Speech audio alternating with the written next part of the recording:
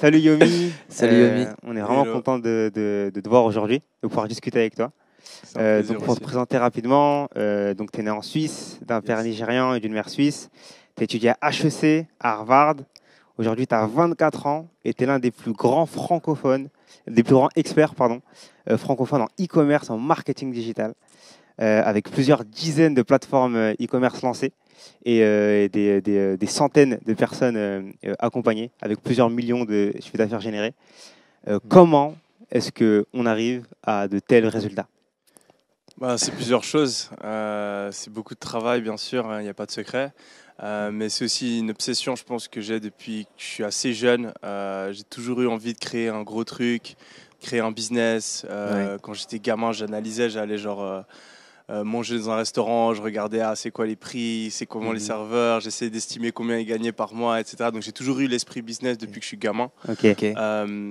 Ma mère, elle me disait quand j'étais jeune, ouais, sois pas obsédé par l'argent, etc. Mais en fait, ce qu'elle n'avait pas compris, c'est que j'étais pas obsédé par l'argent, j'étais obsédé par le business. Moi, c'est ça qui me faisait kiffer, en fait. Je pensais pas à comment j'allais dépenser mon argent, mais je pensais comment est-ce que j'allais gagner mon argent. En fait. C'est ça qui m'intéressait le plus.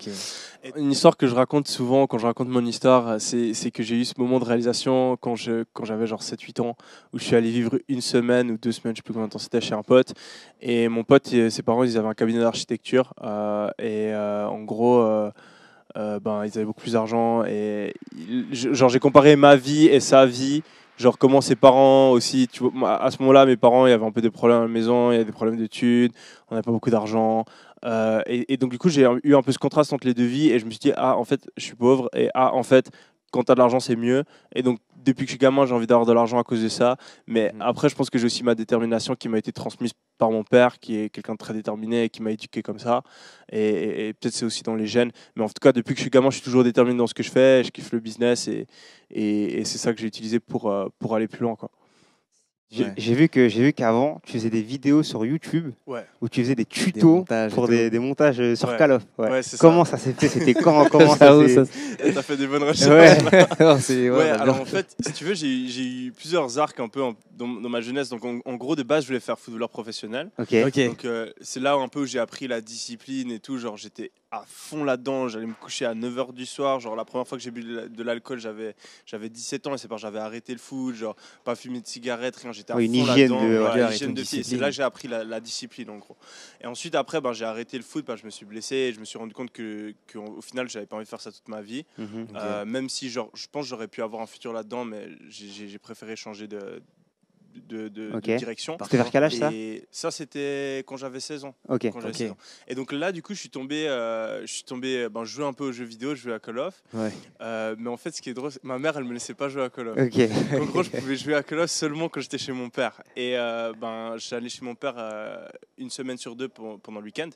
Et donc, entre-temps, en fait, je voulais quand même faire des trucs par rapport à ça. Et j'ai commencé à faire j'avais un de mes potes qui jouait à Call of et il voulait se lancer sur YouTube. Et donc, je lui ai fait une intro. Et donc j'ai commencé à utiliser les logiciels genre en mode After Effects, Cinema 4D, logiciels de montage vidéo. Et j'ai trop kiffé. Et t'as appris ça tout seul? Et après j'ai tout appris tout seul. C'est aussi grâce à ça que j'ai appris l'anglais. Parce que depuis que j'étais jeune, j'ai appris à aller chercher sur Internet moi-même.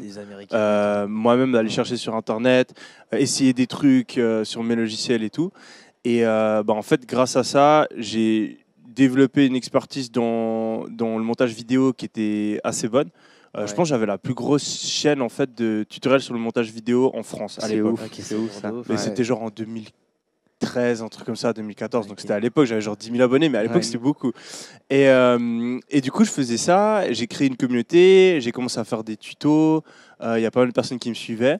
Et j'ai aussi commencé, c'était un petit peu mon premier business, parce que j'ai commencé à vendre en fait j'ai déjà commencé en fait à vendre du coaching plus ou moins à ce moment-là. Pour faire du montage. Exact, je recevais tellement de questions et les gens ils étaient là, tu peux m'aider sur Skype et tout. Et donc du coup, en fait, je les aidais, je leur disais, vas-y, 50 € de l'heure et je t'aide, je réponds à toutes tes questions, quoi.